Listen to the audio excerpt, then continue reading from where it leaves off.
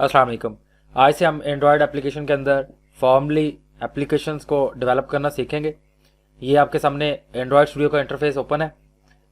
जो सबसे initial screen है वो ये वाली है। जब आप एंड्रॉयड स्टूडियो को इंस्टॉल कर लेते हैं तो उसके बाद आपको ये वाली स्क्रीन नज़र आती है। इसमें हमारे जो काम की चीज़ें हैं फॉर द टाइम बीइंग एक क्रिएट न्यू प्रोजेक्ट है और इसके अलावा ओपन एन एग्जिस्टिंग प्रोजेक्ट है और इसके अलावा यहाँ पे कन्फिगर में एसडीके मैनेजर और एवीडी मैनेजर है। एसडीके मैनेजर एक्चुअली क्या है, ये स्टैंडर्ड डेवलपमेंट किट है जो इनेबल करती है डेवलपमेंट को। तो इसमें आपके एसडीके के कंपोनेंट्स होते हैं लाइक आपके एंड्रॉयड स्टूडियो के जितने भी वर्जन है और इसमें सपोज एंड्रॉयड आर है, ठीक है जी। इसके अलावा एंड्रॉयड 10 है, 9 है, 8 है। मैंने 4.1 से लेकर 10 तक किए हुए हैं, लेकिन मैंने ये सारे के सारे इसके पैकेजेस नहीं किए। मीन्स कि अगर आप इसकी डिटेल देखें तो मैंने जस्ट कुछ तो सारे किए हुए हैं, कुछ जो नेसेसरी हैं वो वाले डाउनलोड किए हुए हैं। Excuse me. अच्छा जी। इसके बाद ये आप जो पैकेजेस हैं ये ज़रूरी नहीं कि आप जब इंस्टॉल करते हैं तभी डाउनलोड करें, आप उसके बाद भी डाउनलोड कर सकते हैं। सो एक और बात जो इम्पोर्टेंट है वो ये है कि आप जो इसका पाथ है या लोकेशन है, ये मैंने तो इसको डी सेट किया हुआ है। अगर आपने एंड्रॉयड स्टूडियो अभी तक इंस्टॉल नहीं किया, देन जब आपसे वो एसडीके का पाथ पूछे तो आप उसमें डी ड्राइव के अंदर एक प्रोजेक्ट बना लें। लाइक जैसे मैंने डी ड्राइव के अंदर ये प्रोजेक्ट बनाया हुआ है एंड्रॉयड स्टूडियो का, और उसमें मैंने ये दो सब फोल्डर बनाए हैं, एक प्रोजेक्ट का है और एक एसडीके का है। तो एसडीके के अंदर मैंने सारे कंपोनेंट्स जो हैं वो उनका पाथ देकर यहाँ पे उनको स्टोर करवाया हुआ है। सो इसके अलावा वर्चुअल डिवाइस भी काम आती है, लेकिन हम वर्चुअल डिवाइस मीन्स कि हम एक एमुलेटर बना लेते हैं और एंड्रॉयड को लाइव रन कर लेते हैं अपने पीसी के ऊपर ही। लेकिन मैं एक्चुअली इसके हक में नहीं हूँ, मैं आपको करवाऊंगा जी दूसरा रियल टाइम टेस्टिंग के लिए डिवाइस। तो वो आपको जो रियल टाइम टेस्टिंग डिवाइस है वो आपके पास जो आपका सेलफोन है उसी को हम यूज़ करेंगे। उसमें आप डेवलपर ऑप्शन को ऑन कर लें। तो ये कैसे डेवलपर ऑप्शन इनेबल करते हैं इसको आप सिर्फ सिंपली गूगल कर लीजिएगा या यूट्यूब कर लीजिएगा तो आपको आंसर मिल जाएगा। सो यहाँ से हम न्यू प्रोजेक्ट क्रिएट करते हैं और यहाँ से एम्प्टी एक्टिविटी को सिलेक्ट करते हैं। यहाँ पे सिलेक्ट है प्रोजेक्ट टेम्पलेट कह रहा है और एम्प्टी एक्टिविटी। अगर मैं आपको यहाँ से डॉक्यूमेंटेशन को भी रीड करवाना सिखाऊँ तो यहाँ पे ये developer.android.com/training/basics/first app और इसमें /creating first project, इसमें ये ऑप्शन बताया भी हुआ है कैसे आप अपना पहला प्रोजेक्ट क्रिएट कर सकते हैं। सो इसने जैसे बोला हुआ है कि आप फाइल में जाएं, न्यू में जाएं और न्यू प्रोजेक्ट को सिलेक्ट करें और प्रोजेक्ट टेम्पलेट के अंदर आप एम्प्टी एक्टिविटी को सिलेक्ट करें और नेक्स्ट कर दें और इसके बाद आप जो नेम वगैरह देकर इसको फिनिश कर दें। सो जैसे हम नेक्स्ट करेंगे, अब हमें ये पूछेगा हमारी एप्लीकेशन का नेम। अच्छी प्रैक्टिस यही है कि एप्लीकेशन का नेम जब भी आपने लिखना है तो उसमें आपने स्पेस नहीं देनी। तो जो अगर 3 वर्ड की एप्लीकेशन का नेम है तो आप ईच जो उसका पहला वर्ड होगा उसको कैपिटलाइज कर दें। सो इसका पैकेज है com.app.myapplication। तो यहाँ पे आप कोई भी अपना पैकेज लिख सकते हैं, लेकिन इसको लिखने का तरीका यही होता है। और इसके बाद इस पैकेजेस के ऊपर हम एक सेपरेटली वीडियो में डिस्कस कर लेंगे। इसके बाद इसकी लोकेशन जहाँ पे आपने प्रोजेक्ट को स्टोर करवाना है, तो मैंने ये पा दिया हुआ है एंड्रॉयड डी में एंड्रॉयड स्टूडियो प्रोजेक्ट और प्रोजेक्ट में माई एप्लीकेशन। सो जो सोर्स लैंग्वेज है वो हम जावा यूज़ कर रहे हैं। 2 ही लैंग्वेजेस होती हैं नेटिव डेवलपमेंट के अंदर, एक जावा है और एक कोटलिन है। तो हम जावा को यूज़ कर रहे हैं और मिनिमम एचडी के वर्जन मीन्स कि हमारी डिवाइस का जो रन करेगी उसमें कौन सी डिवाइस है जिसमें जो मिनिमम कौन सी डिवाइस का वर्जन है जिसके ऊपर ये रन हो जाएगी, तो वो हमने एंड्रॉयड 4.1 रखा हुआ है। इसके अलावा 4.2 है, 4.3 है और ये तकरीबन एंड्रॉयड 11 तक चलता है। सो अगर सपोज मैं अभी एंड्रॉयड 11 कर दूंगा तो इट मीन्स कि हमारी एप्लीकेशन सिर्फ 1% से भी लेस डिवाइसेस जो दुनिया के अंदर पाई जाती हैं उनके ऊपर चलेगी। लेकिन जैसे मैं अगर इसको वर्जन को पुराना लेके जाऊंगा, अगर 5.0 करूंगा तो 94.1 है और अगर मैं 4.1 पे ले जाऊंगा तो ये तकरीबन 99.8% डिवाइसेस दुनिया में एक्चुअली इस टाइम 99.8% ऐसी डिवाइसेस हैं जिनका वर्जन या तो 4.1 है या उससे ऊपर जितने भी वर्जन है उनमें से है, मतलब 4.1 के इक्वल या उससे ज़्यादा है। सो ये बेस्ट है अगर आपने API लेवल 16 रखा है। तो API लेवल्स क्या होते हैं इसके ऊपर भी हम आगे फर्दर इंशाल्लाह बात करेंगे। सो हम यहाँ से फिनिश करते हैं और फिनिश जैसे ही करेंगे तो यहाँ पे ग्रेडल बिल्ड होना शुरू हो जाएगी। तो ये इस थोड़ा सा टाइम लेती है। तो जितनी देर में ये बिल्ड होती है उतनी देर में मैं आपको ज़रा ये ऊपर वाले जो मेन्यूज़ है इसके बारे में बता देता हूँ। इसमें सबसे पहले फ़ाइल है। फाइल में आप यहाँ से जाकर भी न्यू प्रोजेक्ट क्रिएट कर सकते हैं। और इसमें ओपन है नया, पहले वाला प्रोजेक्ट जो है ना उसको ओपन कर सकते हैं, एक्सक्यूज मी। और इसके बाद यहाँ से रीसेंट प्रोजेक्ट जो है उनको ओपन किया जा सकता है। इस प्रोजेक्ट को क्लोज करना है तो यहाँ से क्लोज कर सकते हैं। इसकी सेटिंग यानी कि सेटिंग में काफ़ी चीज़ें आ जाती हैं। इसके अलावा प्रोजेक्ट स्ट्रक्चर है, इन चीज़ों को भी आगे हम फर्दर इंशाल्लाह बात करेंगे इनके ऊपर। इसके बाद फाइल की प्रॉपर्टीज़ हैं, इनको सेव करना है। बाय डिफ़ॉल्ट जो है आपका एंड्रॉयड स्टूडियो खुद ही सेव करता रहता है, आपको सेव करने की ज़रूरत नहीं होती। और अगर आपका एंड्रॉयड स्टूडियो में कोई बग आ गया, फॉर एग्जांपल बाज़ का एंड्रॉयड स्टूडियो की जो स्क्रीन होती है वो बिल्कुल स्ट्रक हो जाती है और कोई भी उसके ऊपर अगर आप लाइन ऑफ कोड लिखते हैं तो वो लिखा नहीं जाता। तो उसके लिए आप क्या कर लें, इनवैलिडेट कैशे एंड रीस्टार्ट कर लें इसको। सो इसके अलावा आईडी की अगर आपने सेटिंग करनी है तो इसको यहाँ से देख सकते हैं। न्यू प्रोजेक्ट की सेटिंग करनी है तो उसको आप देख सकते हैं। एक्सपोर्ट करना है इसको इन फाइल्स को। एक्सपोर्ट में मीन्स कि आप HTML वगैरह में भी एक्सपोर्ट कर सकते हैं। और प्रिंटिंग का भी ऑप्शन है, फेवरेटीज़ का ऑप्शन है, पावर सेव मोड है और एग्जिट है। सो इसके बाद एडिट में कट कॉपी पेस्ट ये चीज़ें डिलीट। और इसके अलावा फाइंड यूजर, ये बहुत इंपॉर्टेंट है, इसको मैं आपको बताऊंगा किस तरह से हम किसी भी एक क्लास को आगे फाइंड करना हो तो कैसे फाइंड करते हैं।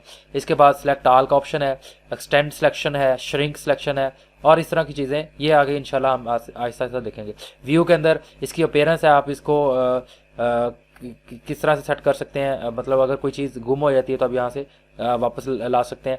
इसके अलावा इसमें जो इम्पोर्टेंट चीज़ है, इसमें इम्पोर्टेंट चीज़ जो है वो टाइप इन्फो भी इम्पोर्टेंट है, लेकिन टूल विंडोज़ ज़्यादा इंपॉर्टेंट है कि टूल विंडोज़ में ये चीज़ें पाई जाती है। अगर ये गुम हो जाते हैं उनको आप यहाँ से ले सकते हैं व्यू के अंदर से। नेविगेट के अंदर से आप यहाँ पे एक ऑप्शन होता है नेविगेट के अंदर जंप टू यहाँ ये डेक्लेरेशन एंड यूजेज जो है ना, इस डेक्लेरेशन इनको हम आगे देखेंगे किस तरह से हमने चेक करना हो कि अगर एक कीवर्ड जो है वो डिक्लेयर कहीं किया हुआ है और नीचे उसका यूज़ हो रहा है तो हमने चेक करना हो कि ये वर्ड कहाँ डिक्लेयर किया हुआ, तो वहाँ पे हम उस जस्ट राइट कंट्रोल को होल्ड करके उसके ऊपर क्लिक करेंगे तो वहाँ पे चले जाएंगे। इसके ऊपर हम आगे बात करेंगे। कोड में जो है, इसमें कोड के अंदर आपको जो ऑप्शन ज़्यादातर आप यूज़ करते हैं उसमें मैं आपको बताऊं कि कौन सा ऑप्शन यूज़ करते हैं। यहाँ पे इंडेंटेशन का ऑप्शन होता है, अगर मैं यहाँ देखूं कहीं ना कहीं होगा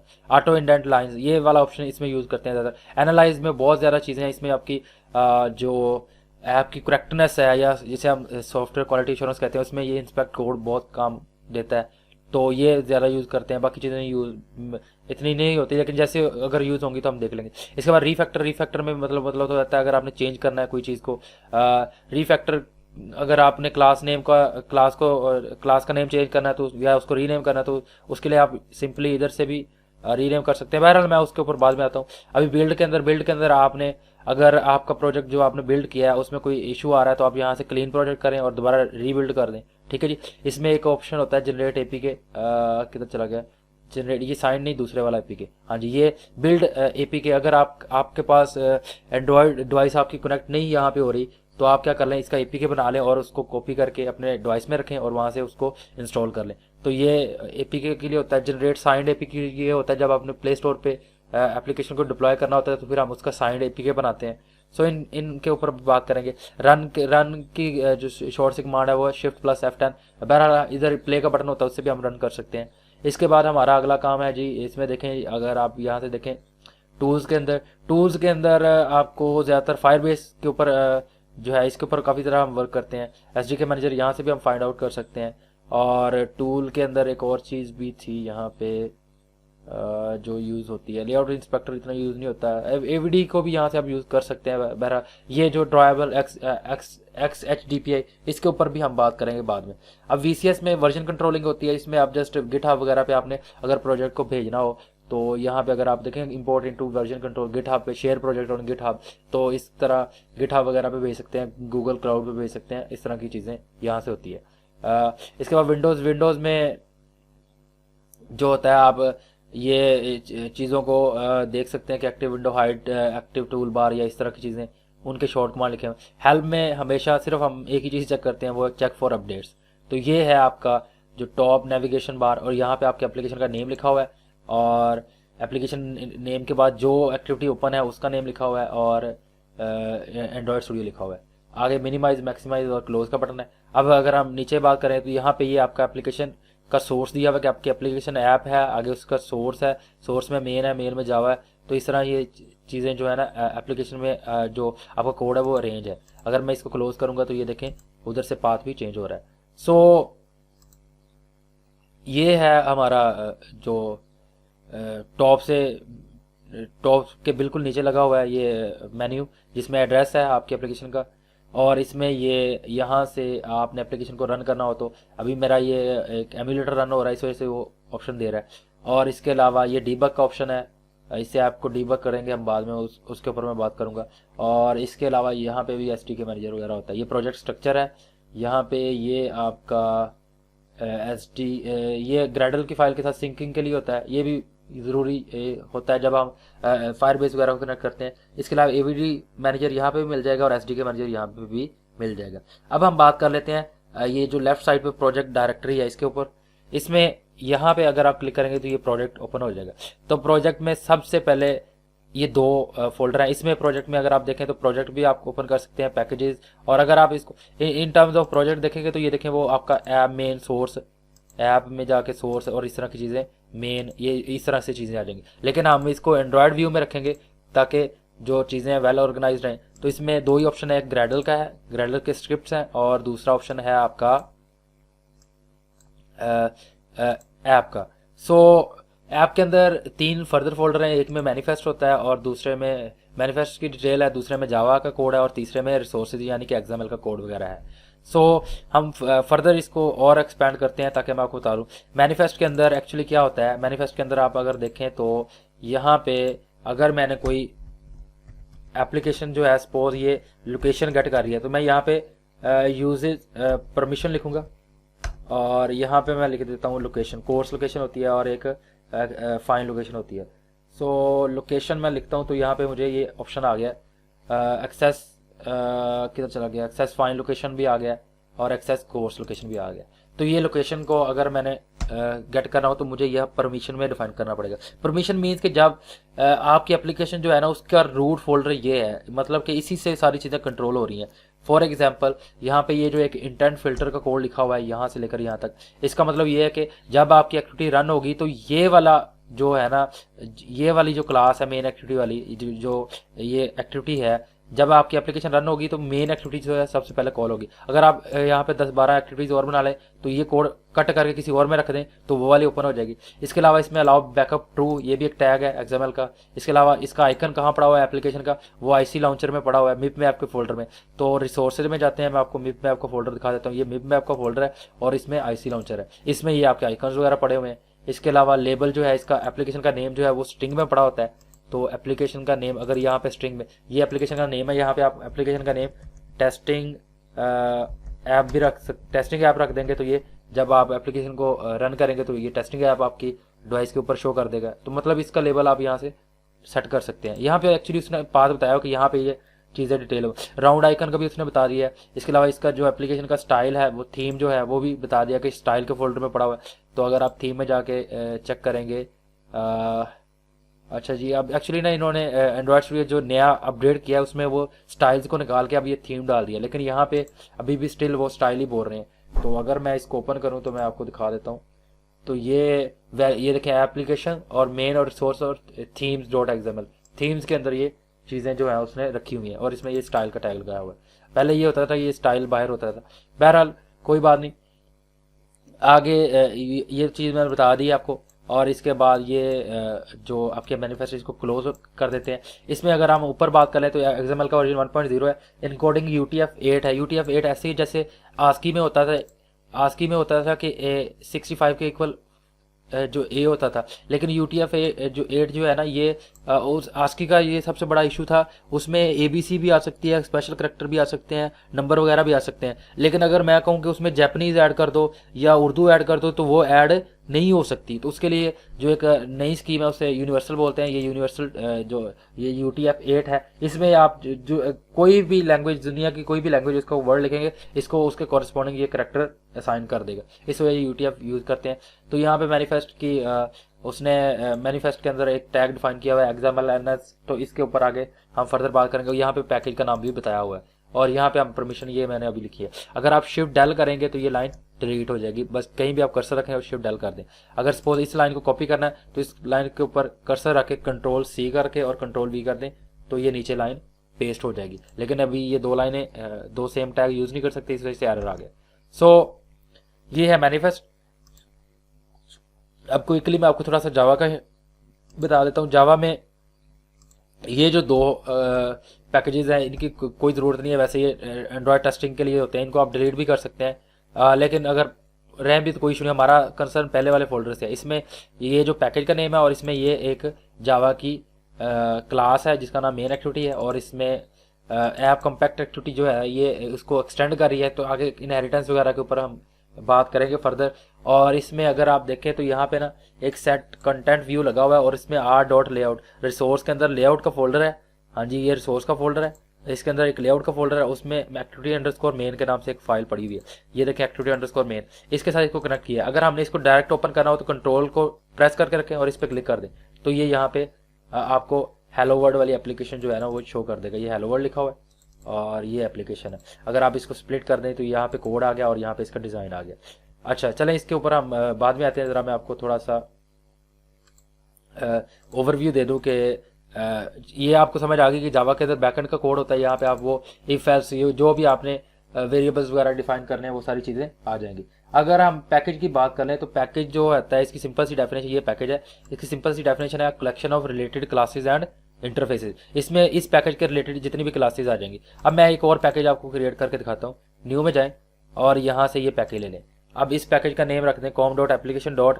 यहाँ पे हम रख दें इसका नाम सपोज यूटिलिटीज़ के लिए यूटिल्स का पैकेज बना दिया। अब इसके अंदर हम कोई भी अपना कोड करेंगे, कोई भी क्लास हम यहाँ पे लिखेंगे तो वो इसके अंदर चली जाएगी।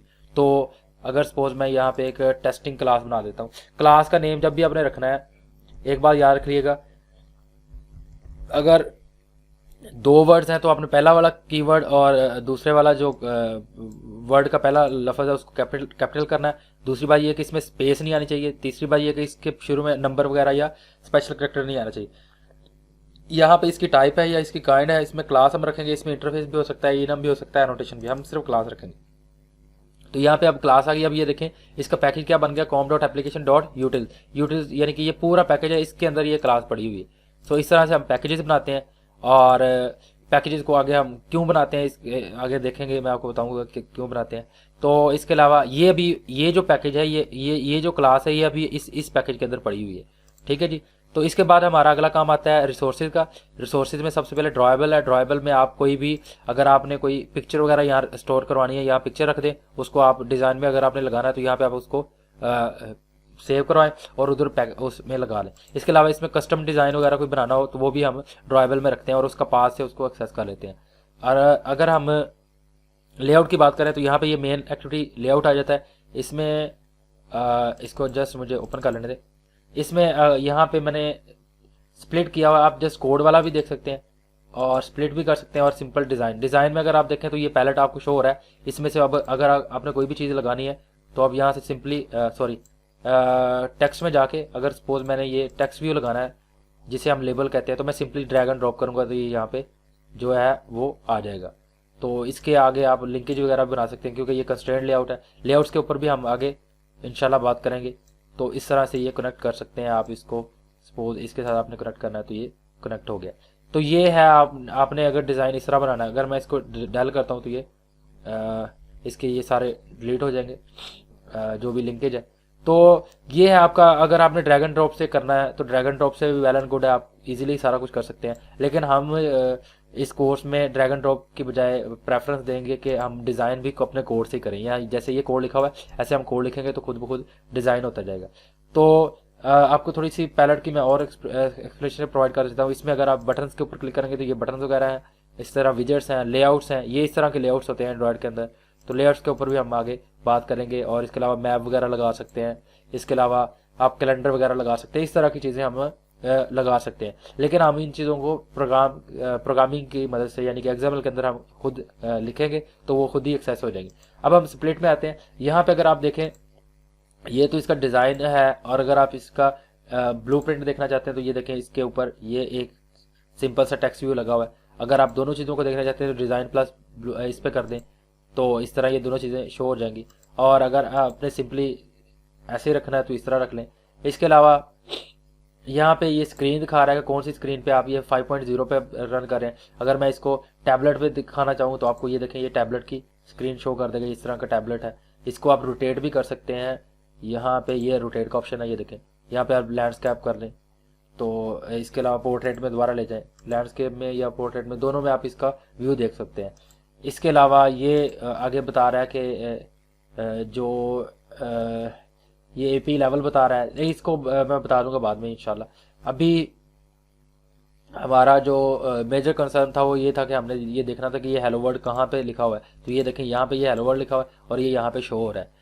सो ये लेआउट का फोल्डर हो गया। इसके बाद ये मिपवेब का फोल्डर, इसमें आइकन्स वगैरह होते हैं, हम अपने भी आइकन बना सकते हैं। बाय डिफॉल्ट ये एंड्रॉयड का अपना आइकन लग जाता है, लेकिन हम इसमें अपनी मर्जी से आइकन ड्रॉ कर सकते हैं, वो भी मैं आपको बताऊंगा। इसके बाद वैल्यूज यहाँ पे आपने कलर सेट करने होते हैं। ये जो अब आपकी एप्लीकेशन रन होती है तो उसके जो टॉप बार होती है उसके ऊपर, या जो आपकी टूल बार है उसके ऊपर, या जिसे स्टेटस बार बोलते हैं, या नीचे भी एक बार होती है, तो इन सब बार्स के कलर वगैरह यहाँ से एडजस्ट होते हैं। हम कलर अपनी मर्जी से भी कलर्स को जो है वैल्यूज़ वगैरह असाइन कर सकते हैं। तो ये चीज़ें हम आगे देखेंगे। इसके बाद स्ट्रिंग में मैंने आपको बोला कि यहाँ पे आप कोई भी स्ट्रिंग डिफाइन करें और उसको एक्सेस कर लेंगे लेआउट के अंदर। और थीम्स के अंदर बता दिया कि ये इसका जैसे अभी ये डार्क एक्शन बार है, यहाँ नो एक्शन बार, इस तरह की चीज़ें हम लगा सकते हैं।